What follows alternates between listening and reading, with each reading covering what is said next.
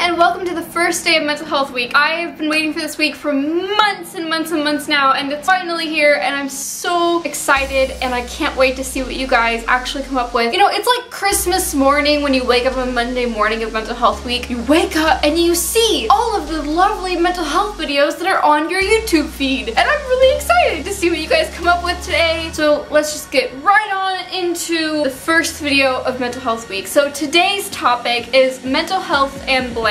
What I decided to do after much thought of this video, I decided my topic today is going to be mental health and doing what's best for you. Now, what do I mean by that? What do I mean by doing what's best for you? Doing what's best for your own mental health. Let me tell you a little bit of a story. You guys hear all these cars and stuff next to me, and I'm in a different environment you guys have never seen before, and that is because I've been helping my boyfriend move. I'm gonna be living over here when I go to school, and so we've been moving him the last few weeks.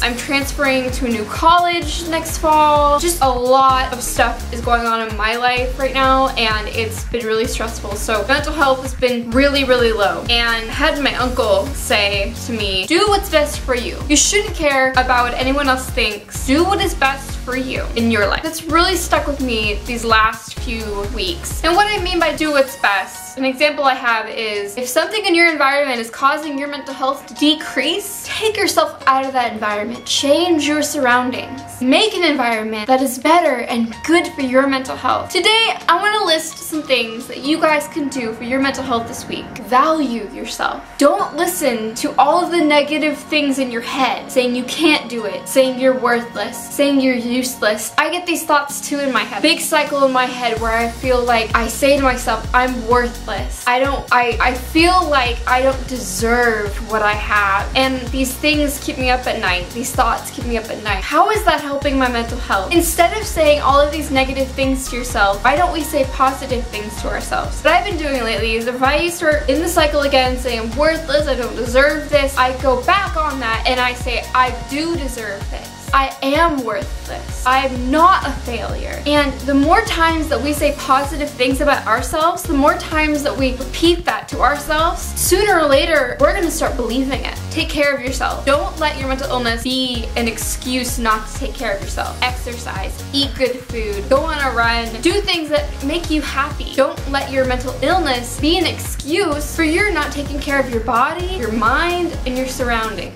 Surround yourself with good, positive people. If you surround yourself with bad, negative people, how is that gonna help you? If you surround yourself with good, motivated, positive, successful people, or people that make you feel good about yourself, that's gonna help you in your mental health. You're just positive people, and you can ask them, you know, how do you stay positive? And, you know, have a conversation like that. Eliminate bad habits. Are you smoking? Are you drinking? Those things are very bad for your mental health. Either of these things will give you short-term pleasure, but it will be disastrous to your long-term mental health. Excessive drinking can lead to more stress in your life and can ultimately give you mental health problems. And this is the same thing with smoking. Smoking increases your tension, and these two things are very bad for your mental health. Any kind of bad habit, try to eliminate that this week. Say to yourself, I'm gonna try to eliminate these bad things in my life so I can better myself. Do things that will positively impact others. A good example of this is volunteering, because when you volunteer, when I volunteer, I love helping other people, because to see the impact that I'm making on their lives, to see the impact I'm making in my community, it boosts my self-esteem, really. I'm gonna say that. It boosts my self-esteem, makes me happier, because I can see in turn it's making our community happier, so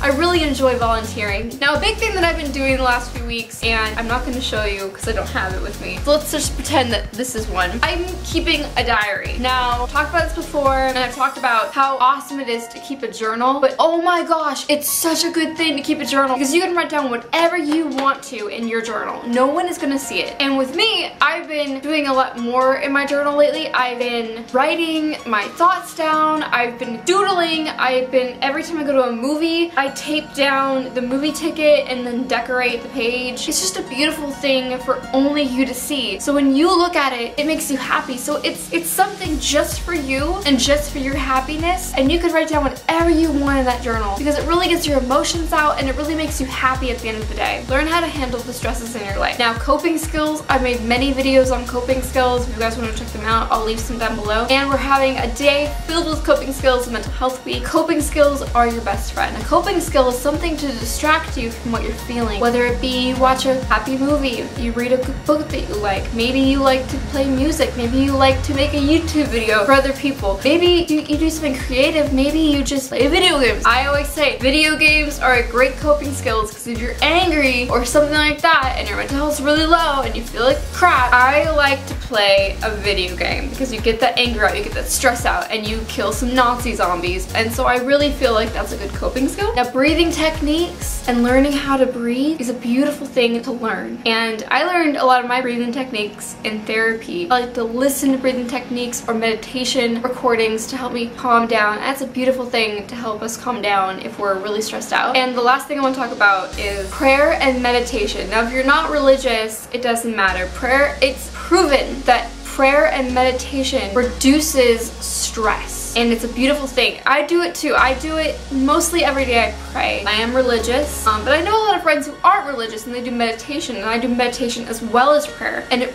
really calms me down. It just soothes your entire body. So I really encourage you to try those things out. Set time every day for things that you love. If you love to read, but you feel like you have no time to read, you have every time to read. You just need to make time for it. Sit down an hour to read. If you like to watch movies, and that's something that you love to do, you watch those movies an hour a day or half an hour a day. If you like to make videos, set time away from that. If you like to hike, if you like to skydive, anything, set time in your schedule to do what you love to do. Last thing I want to talk about, and the last thing I always talk about, is know when to reach out for help. And I know it can be scary when you want to reach out for help. I know there's a lot of stigma around going to therapy or talking to somebody, but you don't need to go to a professional to reach out for help. If you want professional advice, always go seek a therapist or a psychologist. But if you want to take that first step in recovery and you want to talk to someone or you want to reach out for help, talk to a family member, talk to your best friend, talk to a really close coworker, talk to your school nurse, anyone you're close to,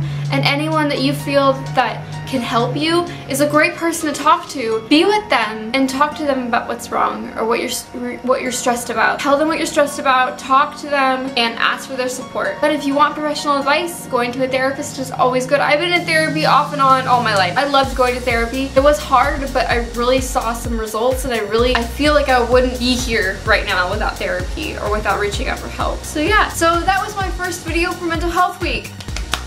So exciting. I really hope you guys enjoyed it. I really hope that these tips can help you this week and help you throughout the year and through the other years and in the future. I feel like these are really general things for your mental health, and I really hope that these tips helped you. This is the first day of Mental Health Week, and tomorrow is Misconceptions Day, and I'm very excited about that video as well. So I hope you guys enjoyed this, and I'll see you guys tomorrow on day 2 of Mental Health Week. I want to thank everyone who made the videos today, and I'll see you guys tomorrow.